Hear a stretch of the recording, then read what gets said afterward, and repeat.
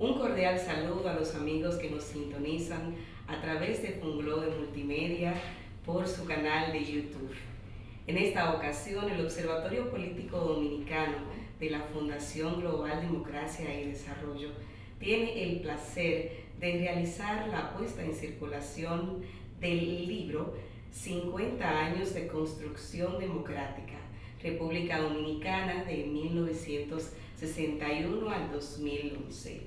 Esta puesta en circulación entra en el marco que se ha propuesto el OPD, pues de analizar la realidad sociopolítica dominicana con el objetivo de realizar aportes a la divulgación y producción de conocimiento. Es así como entre el 23 y 31 de mayo del 2011, el OPD organizó una serie de paneles en los que destacados especialistas y actores de primer orden pues reflexionaron sobre distintos aspectos relativos al desarrollo institucional de la República Dominicana en ocasión del 50º aniversario del ajusticiamiento del dictador Rafael Leónidas Trujillo.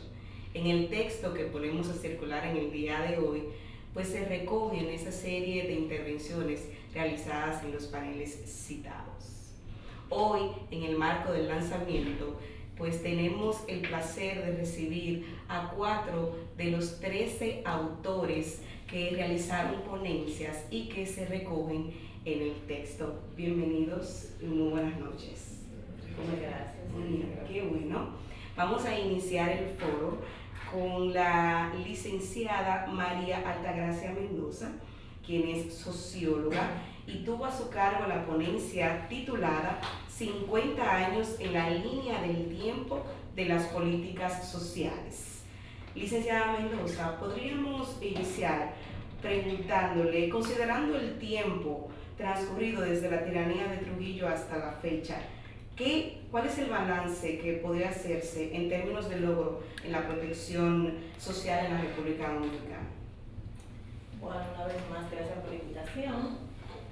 La pregunta que me haces no es una pregunta simple de responder, es una pregunta amplia, pues cuando tenemos que analizar la protección social hay que pensar en el momento en que se da, o sea, el contexto histórico en que se da. Igualmente tendríamos que considerar quiénes son los actores que participan en la definición de las políticas y además habría que pensar cuáles son los instrumentos y las definiciones que se hacen sobre lo que es la protección social. Por ejemplo, actualmente se considera protección social a todo lo que es la respuesta ante las vulnerabilidades y la respuesta ante los riesgos.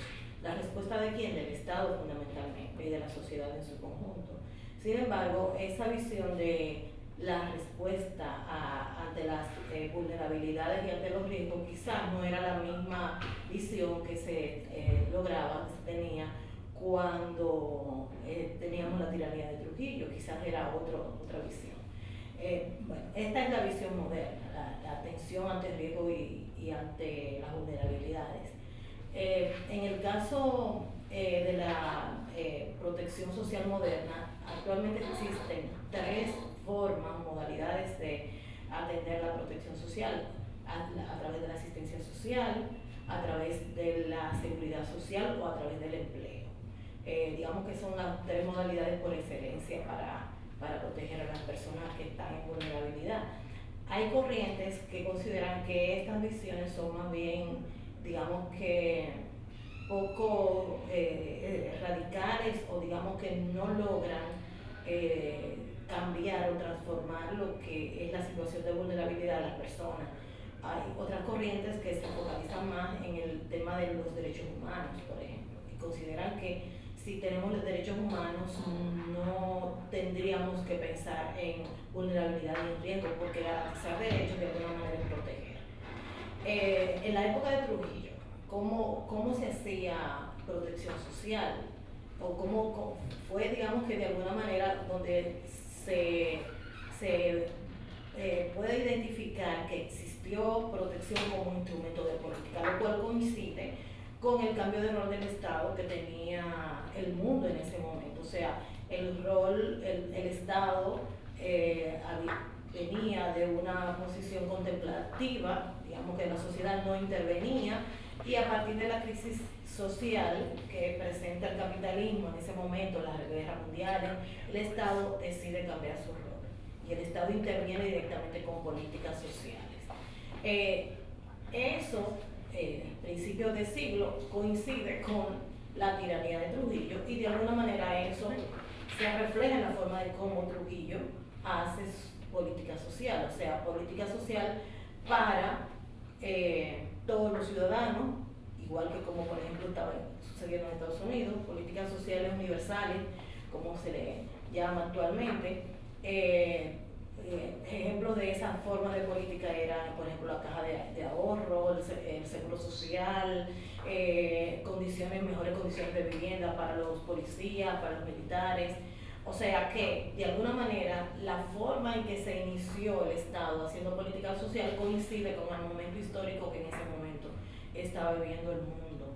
Y, por tanto, con el cambio de rol del Estado, que igualmente se estaba dando, donde el Estado pasó a intervenir más directamente con políticas de protección social.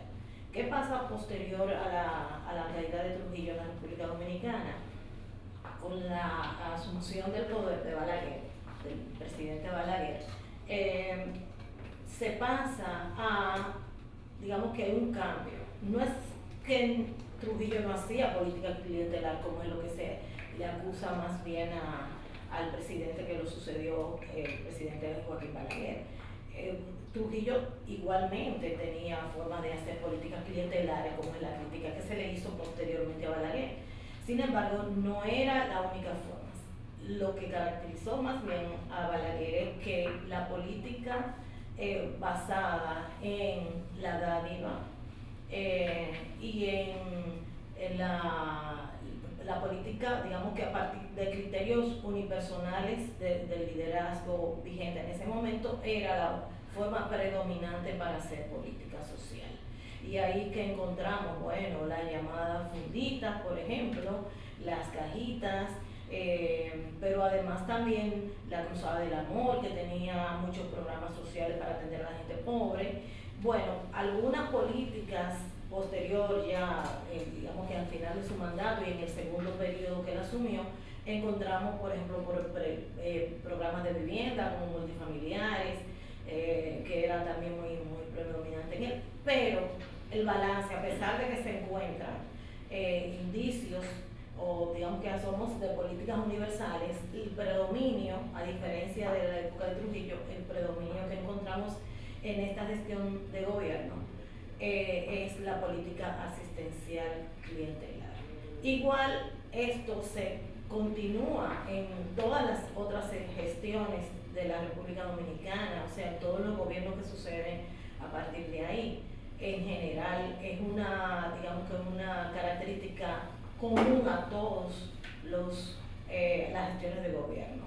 No obstante, aparece una forma diferente de hacer política de protección social a final del periodo del presidente Mejía y después con la entrada de los gobiernos del PLD, que encontramos unos procesos de reforma que adicional, sin dejar de mantener el tema clientelar y la asistencia social como predominio de la política de protección social, se encuentra un proceso de reforma y unos procesos de planificación que de alguna manera orientan el quehacer de la protección social. Se hacen unos planes de pobreza, se hacen unas reformas legislativas.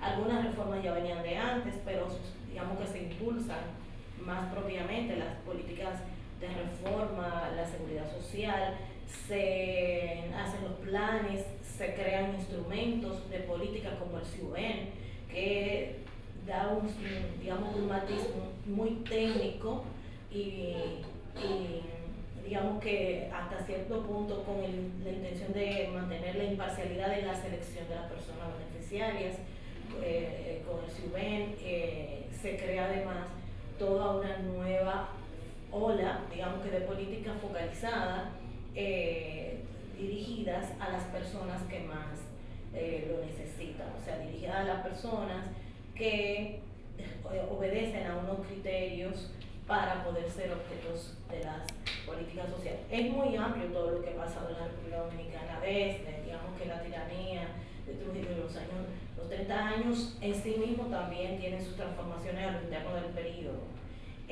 Digamos que estamos hablando de manera muy gruesa, pero digamos que al momento de decir logros, sí, podríamos decir que hay logros.